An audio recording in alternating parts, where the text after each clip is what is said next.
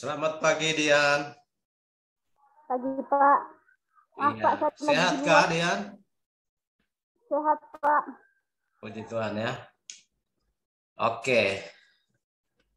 Masih ada kawan-kawan yang mungkin mereka masih berdayung masuk ya. Ya, Pak.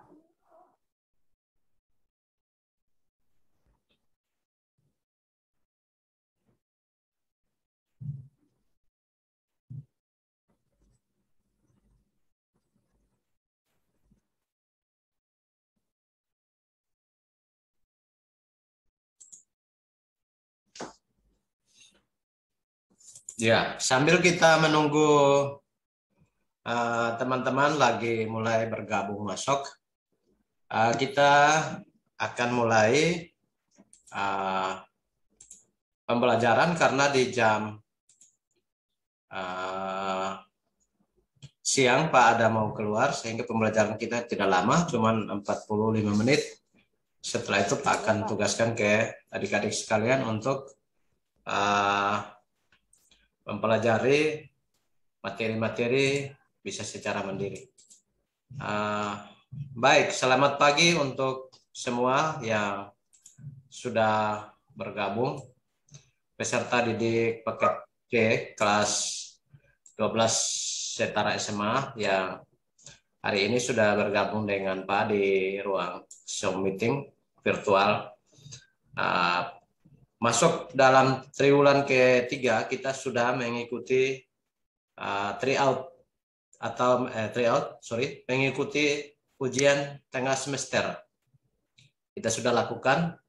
Ada juga yang mengikuti ujian, ada juga yang mungkin kendala karena ada hal-hal yang lain dan sebagainya, bisa juga dari jaringan koneksi yang kurang begitu bagus. Tapi saya yakin bahwa kita akan bertemu di masuk pada bulan keempat ini akan jauh lebih bagus. Tentu beberapa 2 minggu terakhir ini kita mengalami kendala tidak bisa virtual pertemuan tatap muka maya atau pembelajaran karena setelah pasca kita melakukan pas kita melakukan ujian tengah semester itu pas ada kegiatan asesmen nasional. Kebetulan di sekolah kita diikuti oleh ada beberapa sekolah SMA yang SMA, SMP dan paket B, paket C yang mengikuti, yang menumpang di sekolah kita mengikuti kegiatan asesmen nasional karena di sekolah kita yang ada server yang terkoneksi dengan pendidikan, Kementerian Pendidikan dan Kebudayaan, sehingga kita sedikit terganggu di bulan September dan masuk bulan Oktober.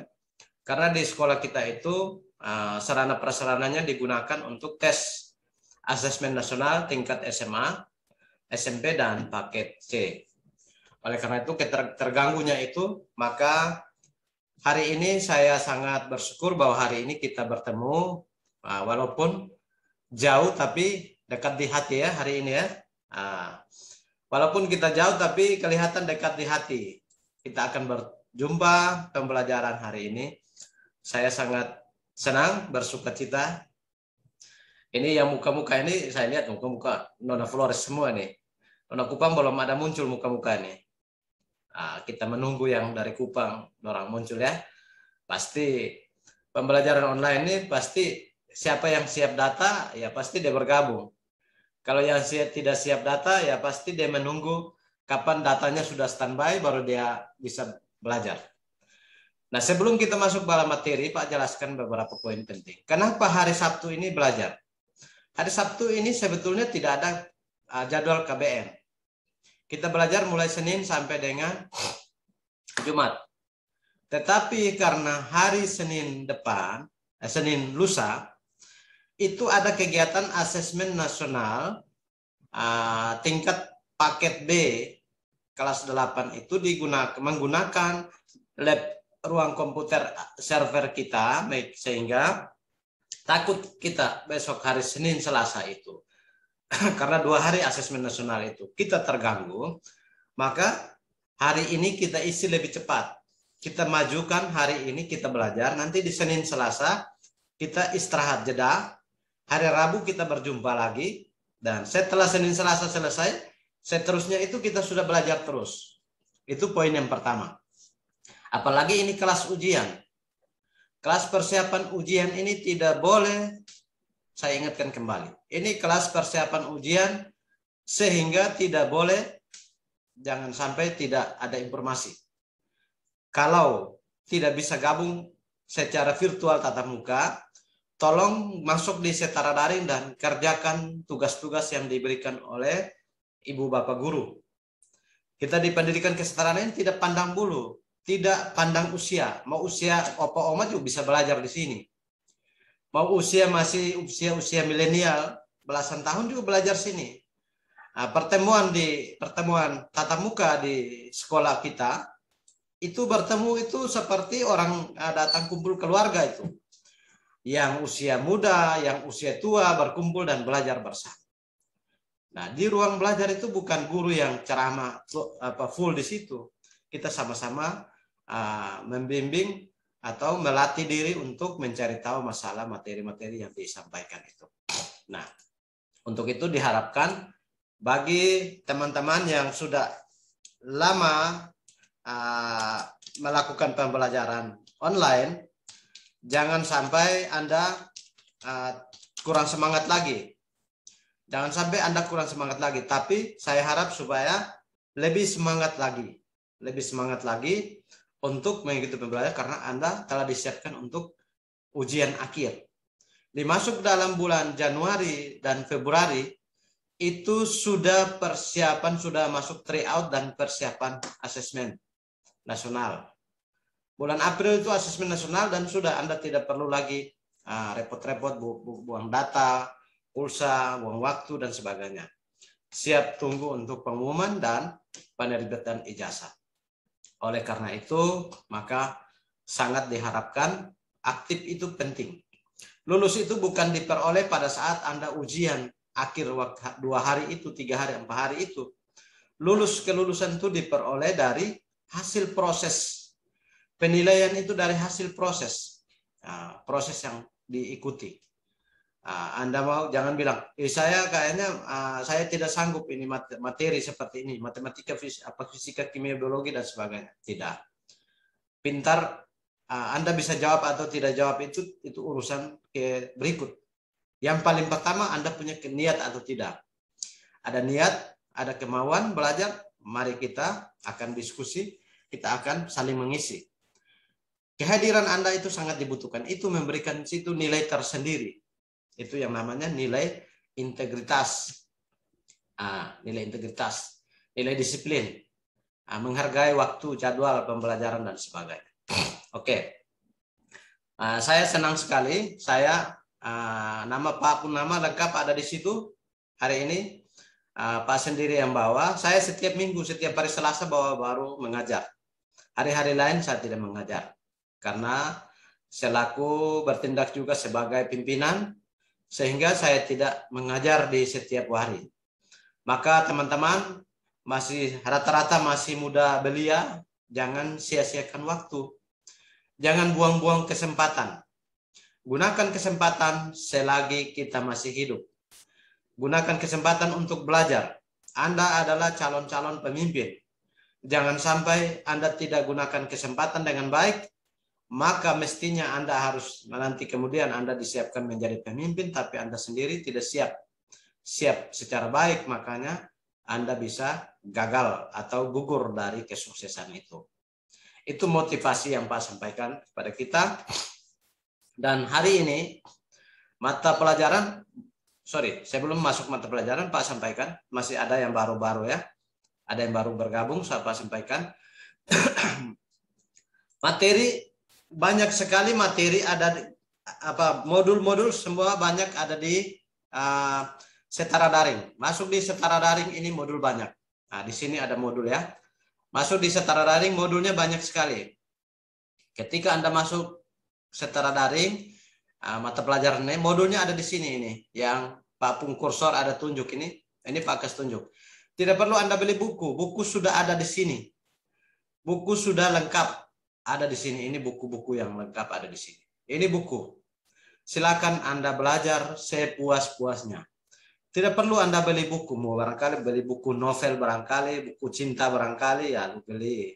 Kalau di sini novel sudah ada, jadi lu mau beli baca novel, nah beli novel di pasar atau di toko. Di sini lengkap.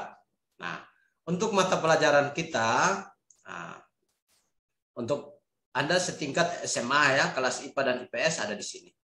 Nah, masuk di kelas IPA ada fisika, kimia, biologi, tinggal klik saja. Kita klik saja. Nah, khusus hari ini mata pelajaran PKN yang kita belajar tentang hari ini kita belajar tentang tegakkan keadilan. Topik hari ini kita bahas buku modul yang terbaru, modul ke-13. Temanya adalah tegakkan keadilan dan kedamaian di NKRI. Nah, ini yang akan kita bahas hari ini, adik-adik sekalian. Ini yang nanti kita akan bahas. Pak tidak menjelaskan keluar dari ini, tapi Pak kembangkan saja. Pak kembangkan saja. Oleh karena itu, nanti setelah Pak jelaskan, teman-teman, adik-adik sekalian bisa browsing di Setara Daring dan lihat modul PKN di sana. Oke, kita langsung ke layar slide ya. Iya. Nah, tema hari ini pendidikan PKN, tegaknya keadilan dan kedamaian bagi bangsa Indonesia. Tentu setiap orang butuh damai, butuh keadilan. Di akhir-akhir ini negara kita dipertanyakan tentang keadilan, dipertanyakan tentang kedamaian. Sudah adilkah di negara kita? Sudah damaikah di negara kita? Tentu 50-50 ya, Nona Maria. Tentu 50-50. Maria Yolanda ini panggilan apa? Maria atau Yolan? Maria, Pak. Yolan atau Maria? Maria. Maria, ya sama saja. Dua-duanya bagus, namanya dua-duanya bagus. Inisialnya panggilan tidak terlalu rumit, tidak makan ongkos istilahnya. Kalau panggil ini Maria Yolanda ini tidak makan ongkos. Bisa panggil Maria, bisa panggil Ria, bisa panggil Yolan, bisa ya? Oke.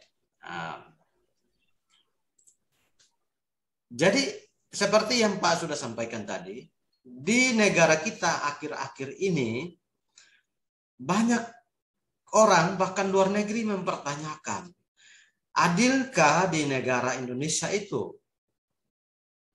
Mempertanyakan damaikah tidak di negara Indonesia itu? Keadilan dan kedamaian itu penting di setiap orang. Penting bagi setiap orang. Negara wajib memberikan keadilan kepada rakyat, kepada warga negara. Negara wajib memberikan jaminan kedamaian. Materi sebelumnya kita bahas tentang HAM ya. Yang terlambat tolong nanti pelajar materi. Bukan ada Pak yang simpan, ada di Setara Daring. Klik PKN, materinya Anda terlambat juga Anda tidak rugi. Kalau belajar di sekolah, Anda terlambat, Anda cari guru setengah mati. Tapi kalau belajar virtual, Anda terlambat, materi ada di Setara Daring situ. Terlambat juga Anda bisa belajar dan dianggap tidak terlambat. Gitu. Kalau ada soal yang Anda belum kerja, mau kerja, tolong konfirmasi, Pak, saya mau kerja soal ini, karena waktu itu saya belum datang. Saya baru datang, saya ingin mau kerja itu soal. Kasih tahu Pak supaya Pak bisa terbitkan itu soal. Kalau soal itu Pak belum terbit, Anda belum bisa kerja. Tapi butuh komunikasi ya, butuh komunikasi. Nah, butuh komunikasi, Anda komunikasi yang baik, pasti Pak akan layani Anda dengan baik. Ketika saya tidak melayani Anda dengan baik, Pak bisa melakukan pelanggaran. 2 poin penting, yaitu pertama, saya tidak memberi keadilan kepada Anda. Yang kedua, saya tidak memberikan Anda damai dan sukacita. Maka itu untuk mendapatkan keadilan dan kedamaian butuh komunikasi yang aktif. Kalau Anda merasa terlambat, informasikan ke Pak. Bisa di grup. Pak atau Ibu Guru kan mata pelajaran bukan PKN saja kan? Ada 14 mata pelajaran. Sehingga informasikan, Ibu atau Bapak, mata pelajaran ini saya belum kerja. Mengingat saya kemarin mau kerja, data belum ada. Ataukah saya mengingat saya datang masuk terlambat, sehingga tolong terbitkan soal untuk saya bisa kerja. Nah, tapi jangan sebaliknya, yang tidak adil juga jangan dibikin, siswa jangan bikin tidak adil. Tidak adilnya begini, dari peserta didik yang bikin tidak adil bagi guru begini. Guru sudah terbitkan soal, tapi dia tidak kerja. Padahal paksa. Orang Kupang bilang, maka Diti kasih terbit soal. Ribut di grup, bilang, terbitkan soal karena saya belum kerja. Ketika soalnya terbit, mama tua ada pibo manis di sana tidak kerja soal. Nah, itu yang tidak adil. Guru sudah terbit soal, tapi ini mama tua tidak kerja. Bapak tua boleh pergi minum mabuk, iris tuak di sana, tidak kerja ini soal. Itu yang soalnya boleh. Supaya sama-sama adil kan? Kadang-kadang negara ini ribut karena apa? Karena satu ada kekosongan, ada ruang yang kosong. Satunya dilayani, satu tidak dilayani. Lebih banyak kita mengejar hak daripada kewajiban. Itu yang membuat keributan terjadi, keadilan dipertanyakan, kedamaian di mana-mana tidak bisa diberikan jaminan. Oke, kita lanjut. Ini salah satu ilustrasi simbol yang saya atau Pak sudah paparkan di depan ini tentang tegaknya keadilan dan kedamaian di NKRI. Yang poin yang pertama, taat hukum, berarti kita hidup tertib. Kita butuh hidupnya tertib, maka harus taat hukum. Taat hukum, hidup tertib. Ini terbit ya. Itu salah, kurang huruf. Salah huruf. Tertib sebetulnya, tertib. Hakikat perlindungan dan penegakan hukum. Anda amati baik-baik, nanti sebentar Pak ada pertanyaan. Amati baik-baik. Ini apa yang terjadi? Saya mau tanya dulu, ini dari gambar antara Pak polisi, ada anak sekolah yang berboncengan. Saya mau tanya ini, siapa ini? Maria. Yang Anda lihat di gambar ini, apa yang terjadi? Coba Anda kasih jawaban yang singkat saja. Mereka lagi buat apa ini?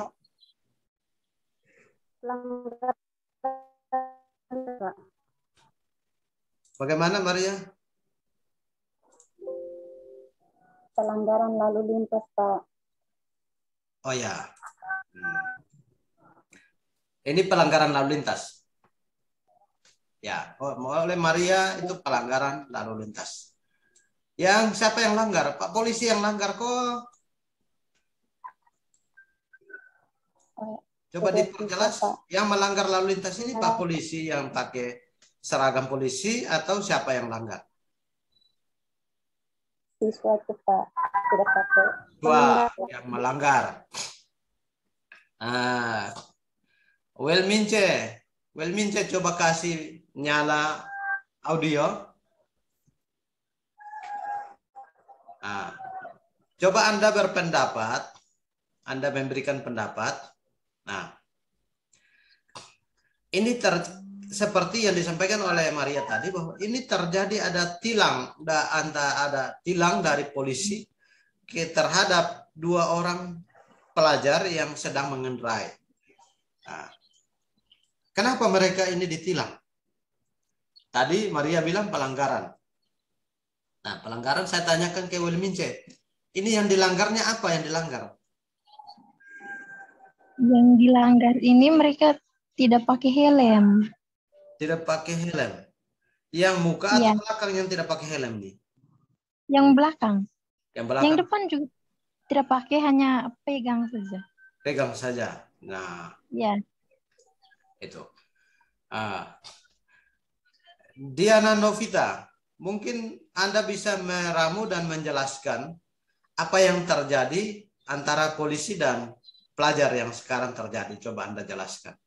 Dari 2 pendapat tadi.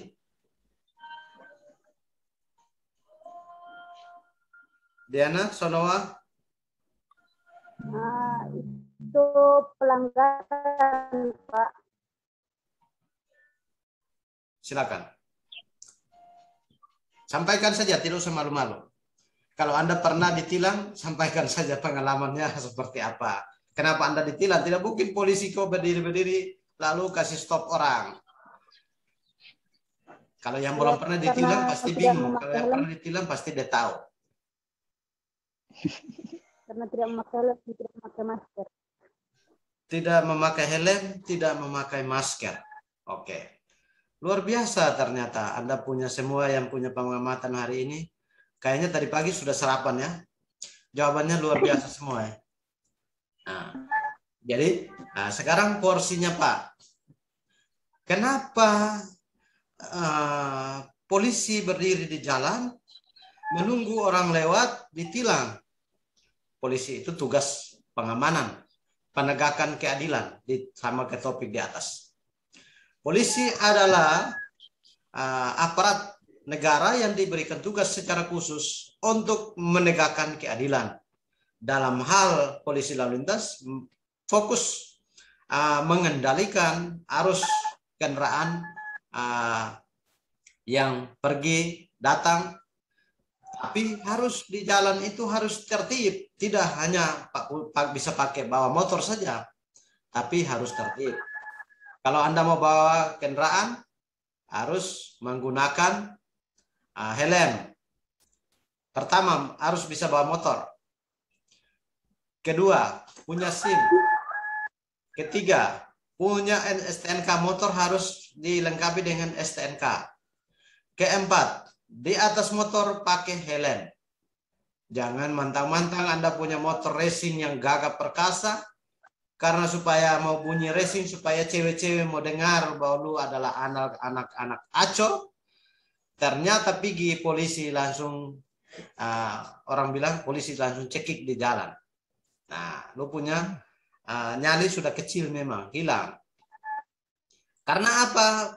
Polisi tidak mungkin cegat orang sembarang di jalan, karena dokumen surat kendaraan bermotor tidak lengkap.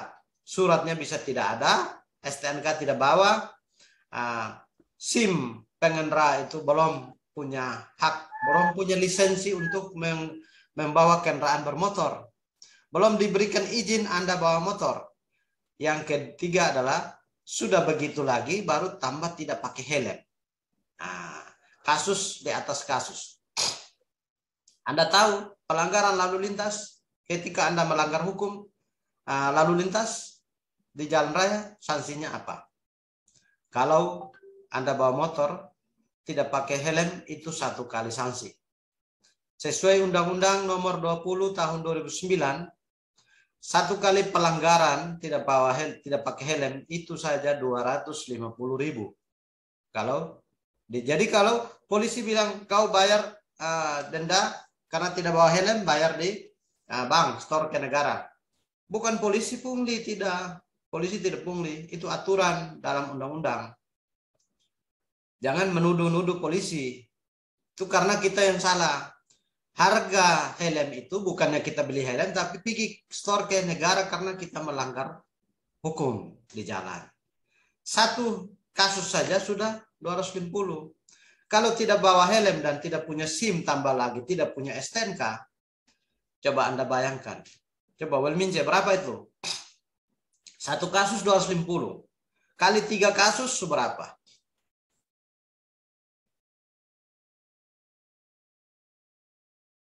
Welmince?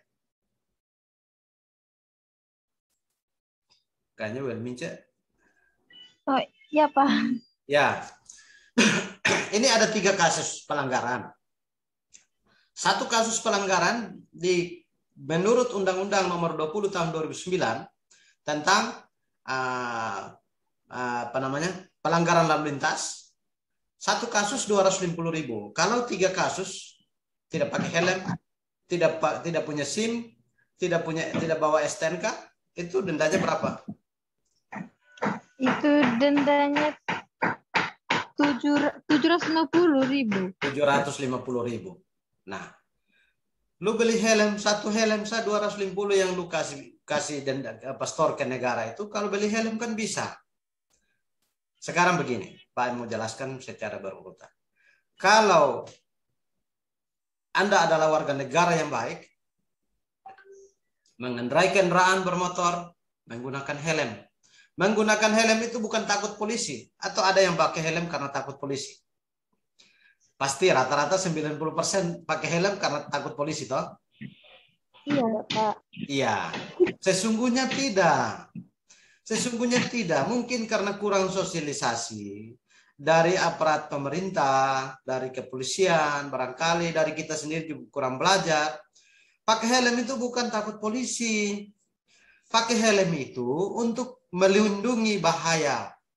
Ketika kita di jalan, mungkin kita terserempet kendaraan, ya orang-orang mabuk yang di jalan terserempet, kita jatuh, kepala itu terlindung. Itu maksudnya.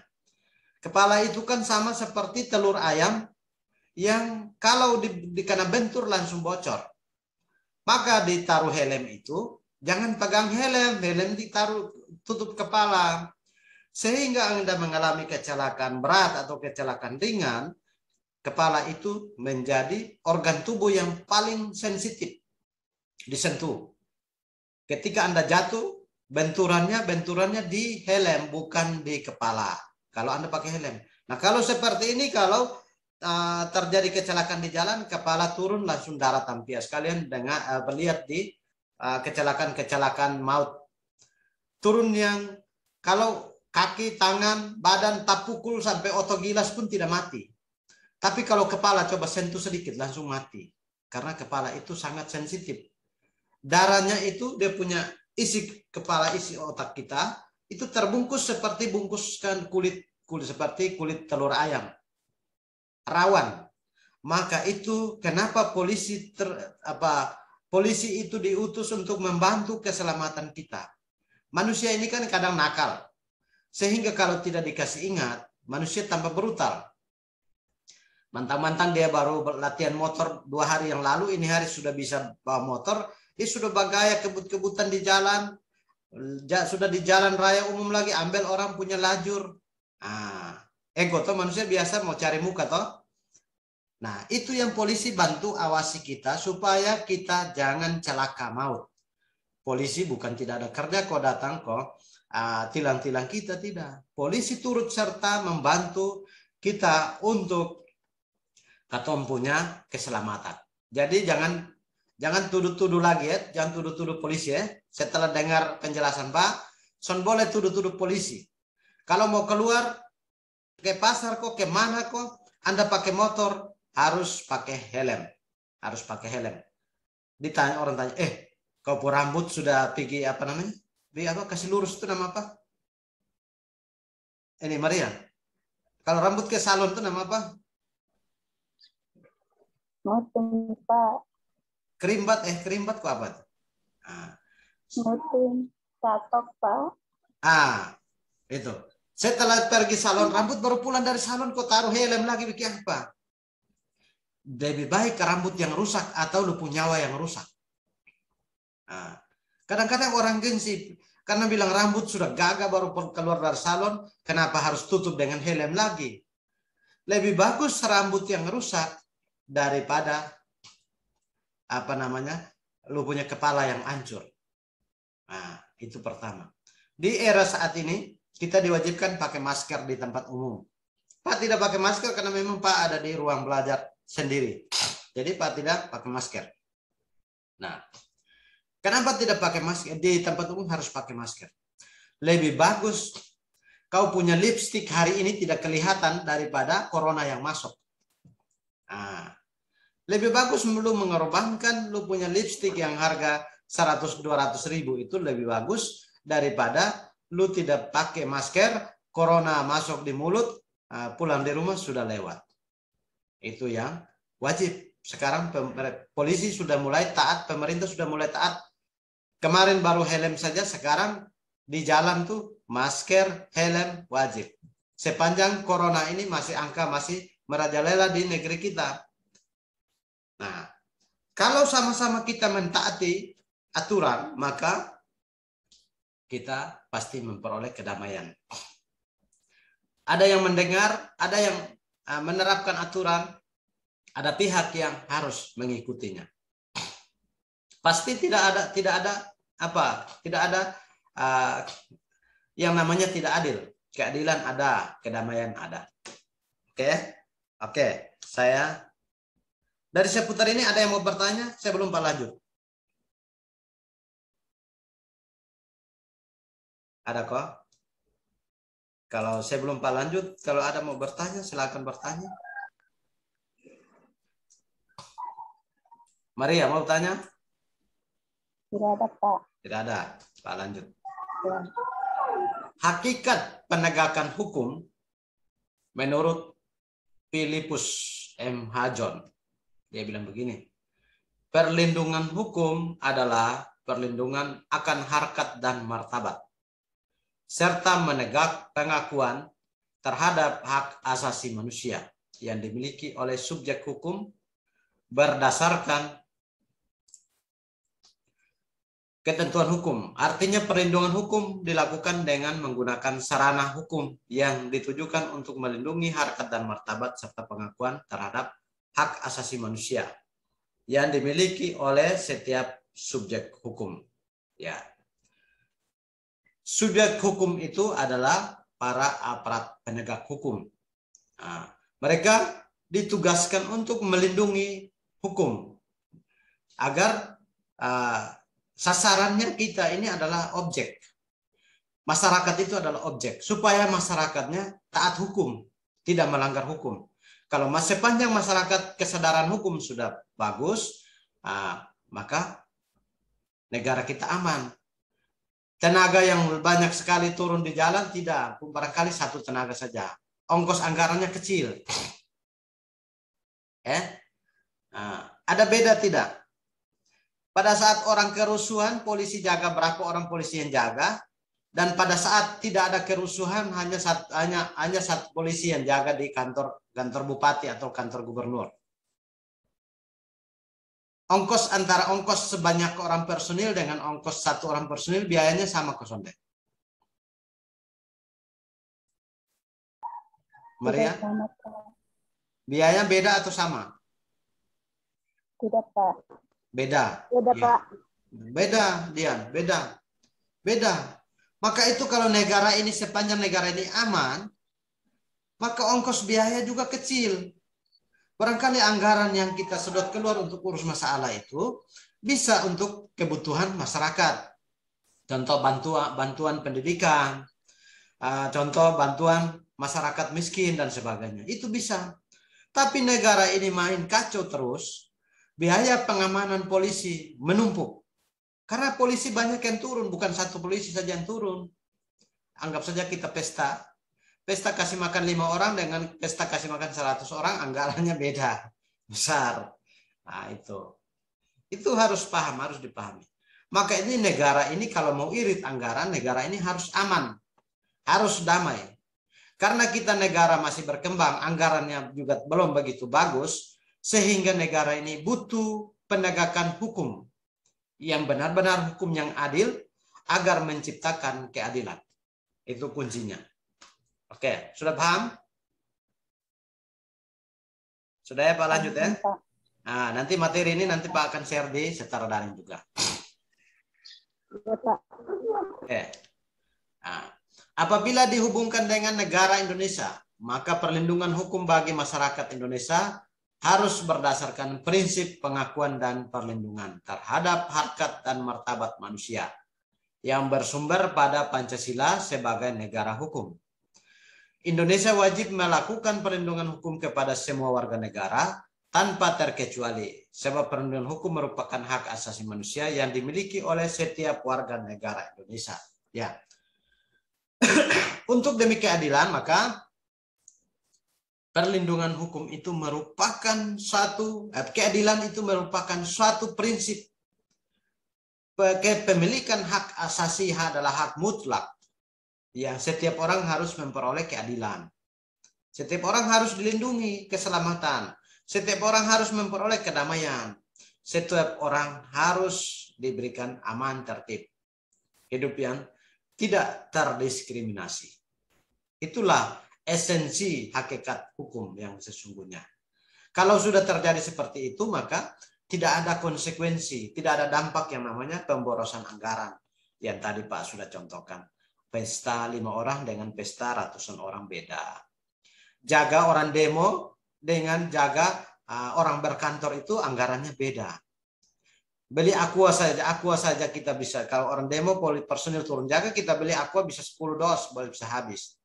Tapi kalau cuma hanya satu polisi saja yang jaga di tempat di mana kantor pemerintahan berkantor, jangankan aqua, dia cuma santai-santai saja duduk, tidak ada terganggu apa-apa, tidak ada kesibukan apa-apa. Anggarannya rendah. Mestinya anggarannya orang pakai, negara pakai untuk keperluan lain, karena kita bikin kacau balau jalan terus, maka anggaran tersedot. Bayangkan, pada hari yang sama, contoh hari ini, di seluruh Indonesia, di masing-masing kabupaten orang demo, seluruh personil polisi tentara turun semua. Berapa anggaran yang dikeluarkan hari yang sama? Sudah pasti triliunan yang keluar. Tapi andai kata tidak ada demo, tidak ada personil yang digerakkan turun ke sana, jam yang sama, hari yang sama, tidak ada anggaran triliun yang keluar. Maka ini negara butuh aman, damai.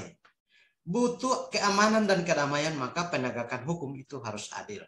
Maka tidak, kalau dalam ilustrasi tadi, di dalam kehidupan bermasyarakat, berbangsa dan bernegara, untuk aman dan damai harus tertib hukum. Di jalan harus mengikuti aturan yang berlaku, aturan lalu lintas. Kendaraan surat-surat lengkap, pakai helm di jalan supaya Anda tidak melanggar hukum. Itu. Dalam buku Penegakan Hukum dan Kesadaran Masyarakat tahun 2015, karya Laurentius Arliman, dijelaskan bahwa penegakan hukum merupakan proses dilakukannya upaya untuk tegaknya atau berfungsinya norma-norma hukum secara nyata. Ya. Menegakkan hukum itu bukan hanya asal bicara, tapi tindakan nyata yang tadi. Polisi dengan pelajar tadi itu merupakan tindakan nyata, bukan hanya asal bicara. Kami akan menegakkan hukum. Bilang menegakkan hukum, teriak-teriak di sana, mana buktinya? Sudah berapa orang yang kita kasih sadarkan dia? Sudah berapa orang mabuk yang kita kasih sadarkan dia tidak mabuk lagi? Itu yang namanya bukti hukum. Bukti dari penegakan hukum. Jadi, inti dari kegiatan penegakan hukum adalah upaya yang dilakukan untuk menjadikan hukum sebagai pedoman perilaku. Hukum itu dijadikan sebagai pedoman. Hukum itu dijadikan sebagai panglima tertinggi. Sehingga ketika kita melakukan pelanggaran, maka panglima tertinggi itu tidak bisa dibantah. Presiden pun melanggar hukum, pasti akan dihukum. Sebelum Pak lanjut ini, kayaknya kita punya aplikasi Zoom ini, Ibu Bendahara belum upgrade pembayaran. Jadi setelah kalau dia terputus sendiri bisa masuk kembali ya. Kita masih ada waktu 20 menit. Masih ada waktu 20 menit. Nanti kalau dia close sendiri, bisa masuk kembali, bisa ya? Ya, nanti Pak. Ya, Pak lanjut. Aparat penegak hukum merupakan lembaga resmi yang diberi tugas dan wewenang oleh undang-undang untuk menjamin berfungsinya norma-norma hukum yang berlaku dalam kehidupan masyarakat dan negara. Keberadaan aparat penegak hukum memang tidak bisa dilepaskan dari proses penegakan hukum. Sebab aparatur penegak hukum itulah yang nantinya akan menegakkan aturan hukum yang tadi kita sudah lihat dari background awal. Oke, sebelum Pak lanjut, ada baiknya kita keluar dulu baru kita masuk. Atau sementara jalan dia putus sendiri, kenapa Pak? Karena dia sudah kasih isyarat, jadi kita keluar dulu baru masuk lagi ya. Ya baik Pak. Oke, supaya kita tidak ini keluar baru masuk.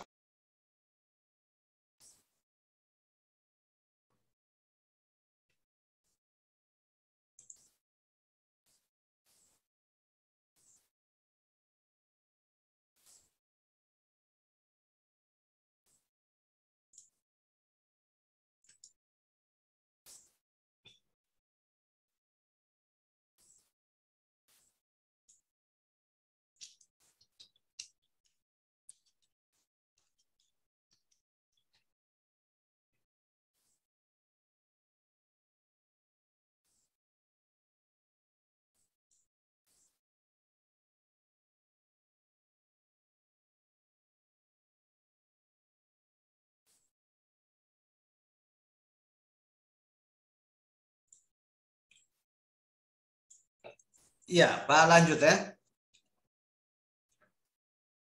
Apabila aparatur penegak hukum memiliki mental yang buruk, maka akan menciptakan penegakan hukum yang buruk pula.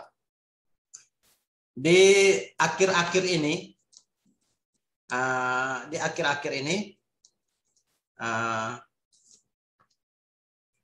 yang tadi Pak sudah sampaikan bahwa menyangkut dengan situasi keamanan di negara kita dan menyangkut dengan penegakan hukum yang selalu dipertanyakan oleh publik dalam rangka satu hal yang lebih menonjol adalah berhubungan dengan dugaan Pak Muhammad Kece yang dianggap menista agama. Sepakat untuk menegakkan aturan, itu kita sepakat.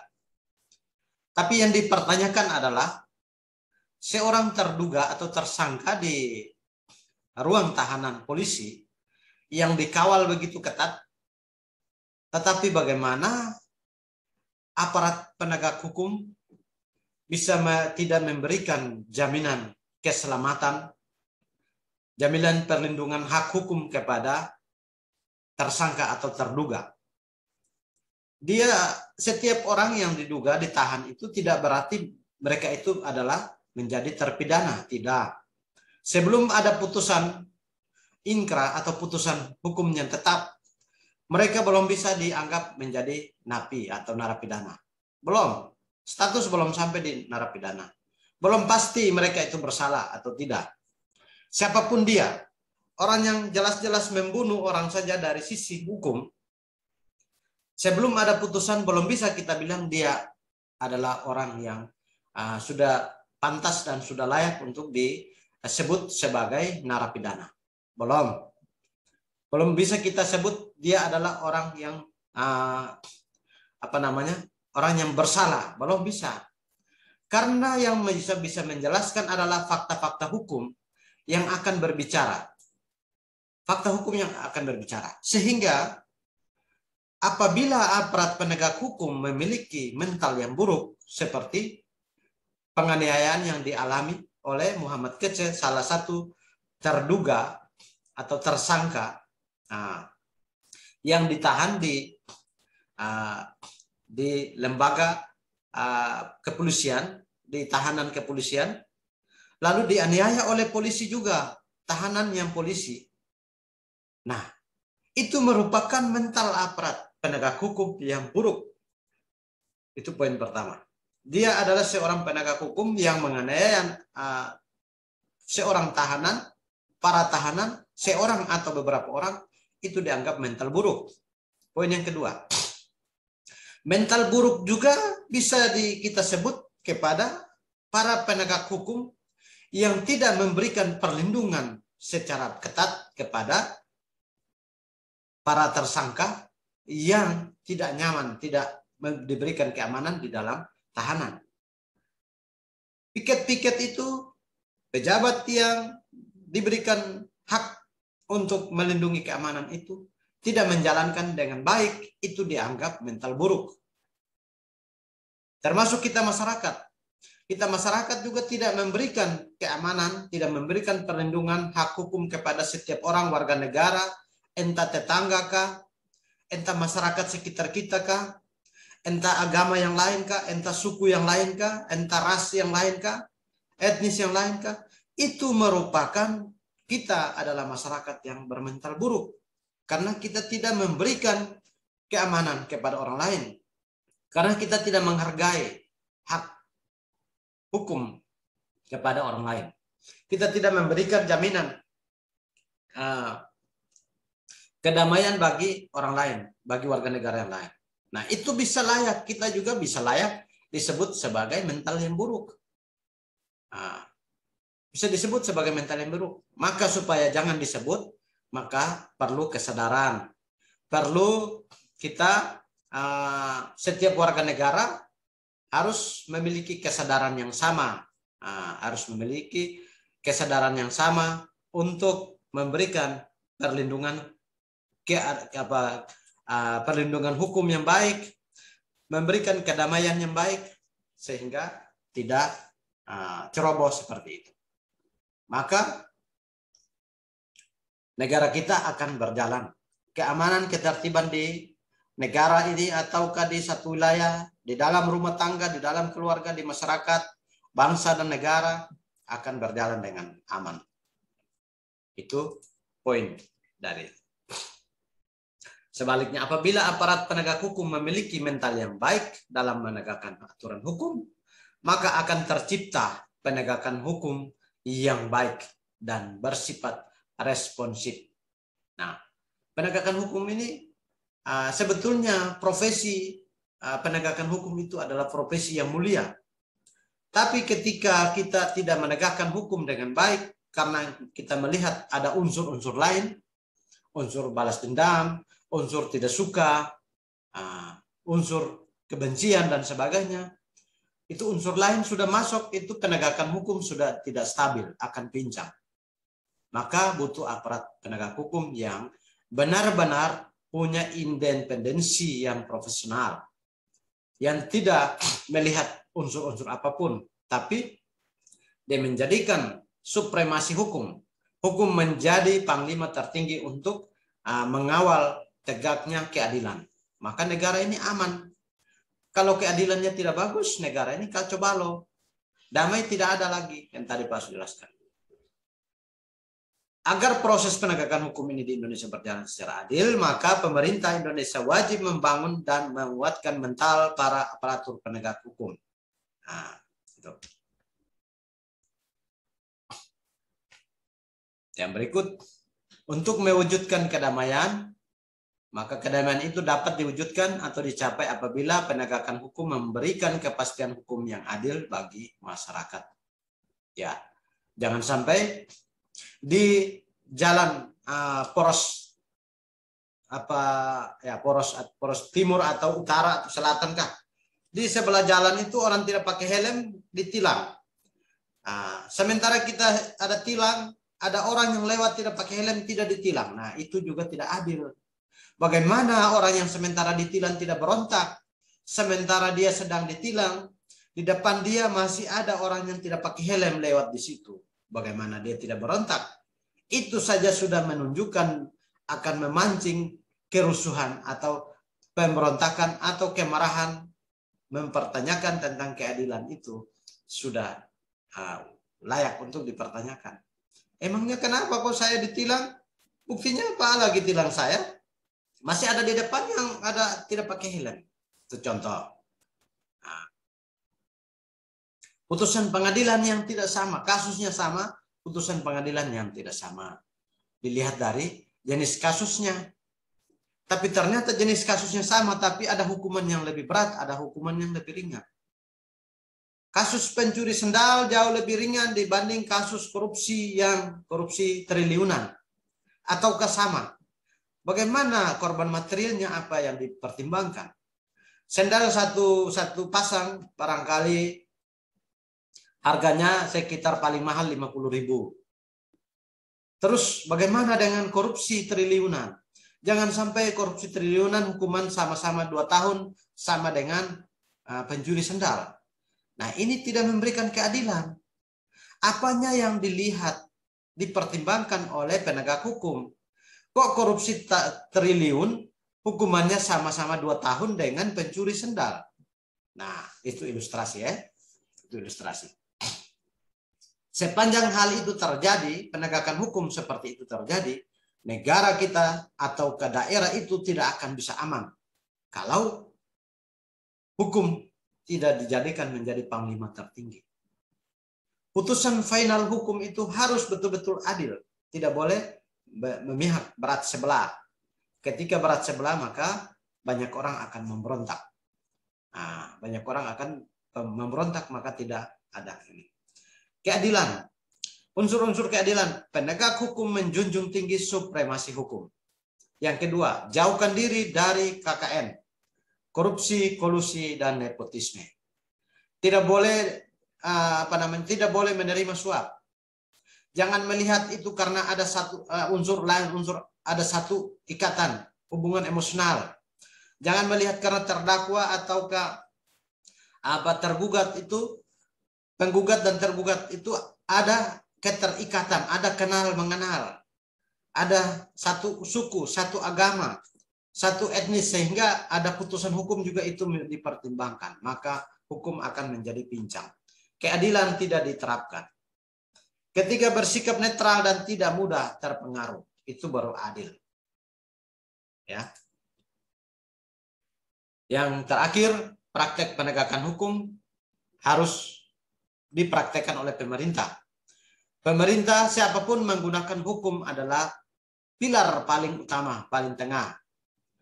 Penegakan hukum, kalau pelanggaran ditegakkan dengan adil, dengan hukum, supaya memperoleh keadilan hukum. Setelah keadilan hukum sudah terjadi, terrealisasi, maka kedamaian ada di masyarakat. Nah, itu yang diinginkan.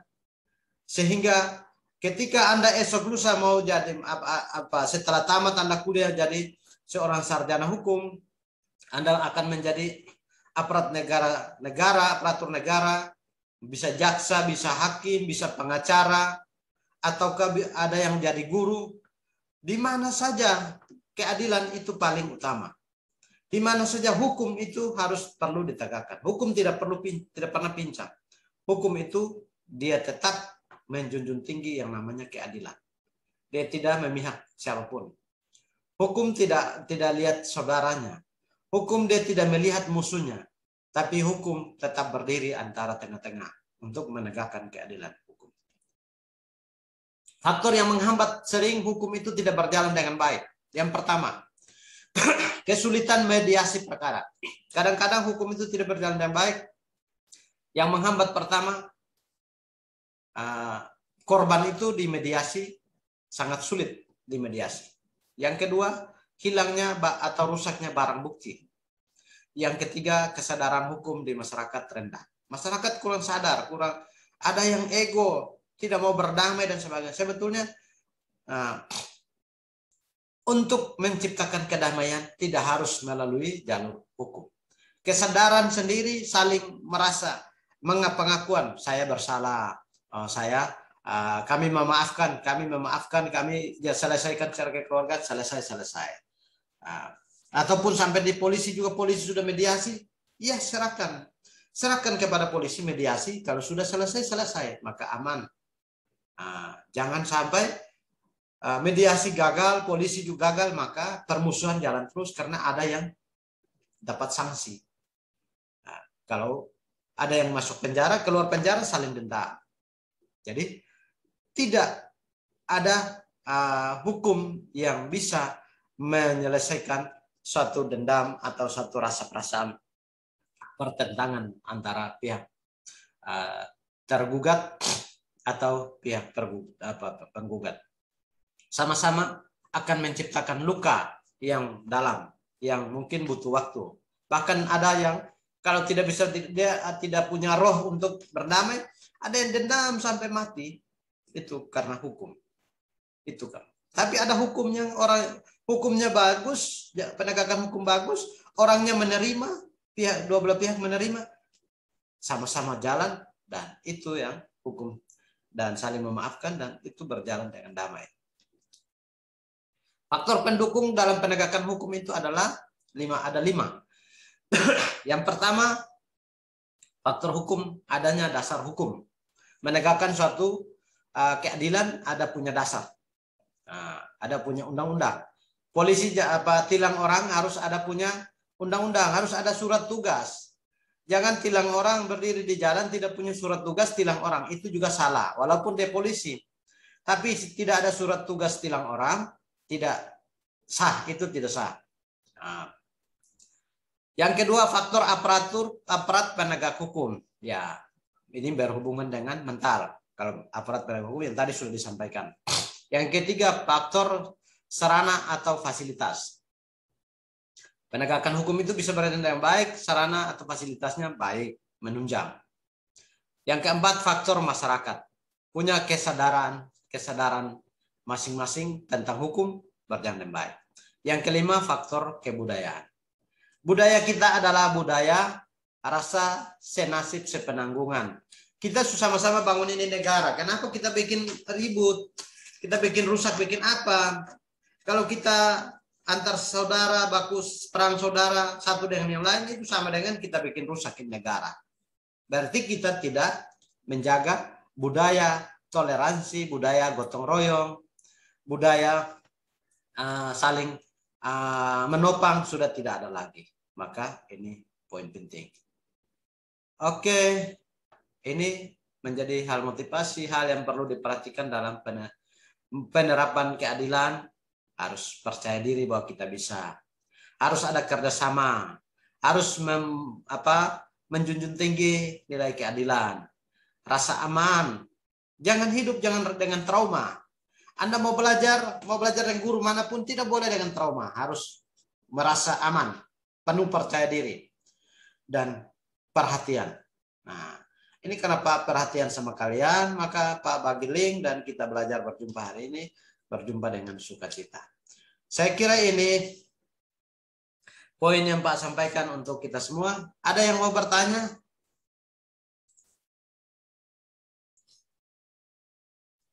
Maria, Yolanda, Diana, Novita belum masuk ya. Tadi lockout keluar. Dengan siapa tadi itu masuk keluar? Ada Yolanda, Maria, ada pertanyaan? Tidak ada, Pak. Mince, coba buka video, Kita sudah mau berakhir materinya. Kasih nyala video. Maria Yolanda, Mince Penny, coba kasih video, kasih nyala. Keren kan? Gini. Ini dua-dua ada di Momere ya.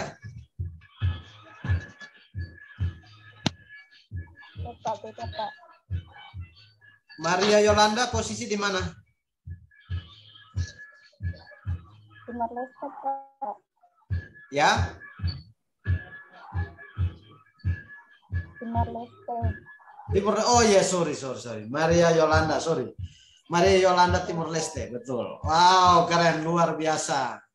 Timor Leste, orang Timor Leste, luar biasa. Nah, teman-teman hari ini jangan pernah putus asa. Ini anak warga negara Indonesia, orang Timur asli, Maria Yolanda ini, dia sekarang tinggal di Timor Leste, tapi dia tidak pernah rasa sungkan untuk belajar, tidak pernah rasa takut, rasa malu, rasa gengsi, tidak pernah. Begitu ya Maria? Ya, Pak. Masih bahasa Indonesia masih menjadi bahasa budaya ya? Iya, Pak, masih, Pak. Bahasa Timur masih ingat? Masih, Pak. Iya, haruslah. Oke. Keren. Welmince Penny di Momere ya? Iya, Pak. Oke. Ini Welmince ini Momere asli atau ada campuran? Momere asli. Momere asli. Oke. Luar biasa, tetap semangat. Anda yang masuk agak terlambat, siswanya cukup banyak, tapi mungkin ada yang mungkin merasa bahwa hari ini tidak belajar, dan tidak masuk. Tapi Anda yang masuk hari ini luar biasa, Pak, sangat ini. Tidak ada pertanyaan kah? Tidak ada, Pak.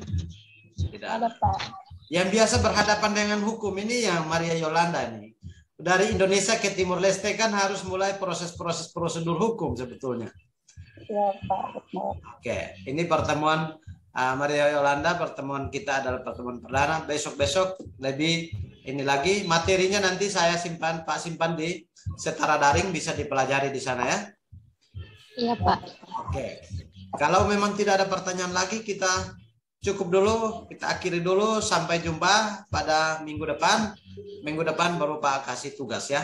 Tolong pelajari, kalau ada tugas yang belum dikerjakan, kasih informasi di Pak untuk Pak terbitkan lagi untuk bisa dikerjakan. Iya, Pak. Oke. Terima kasih. Tuhan berkati kita semua, meskipun jauh tapi tetap dekat di hati. Puji Tuhan ya. Oke, kita sampai jumpa.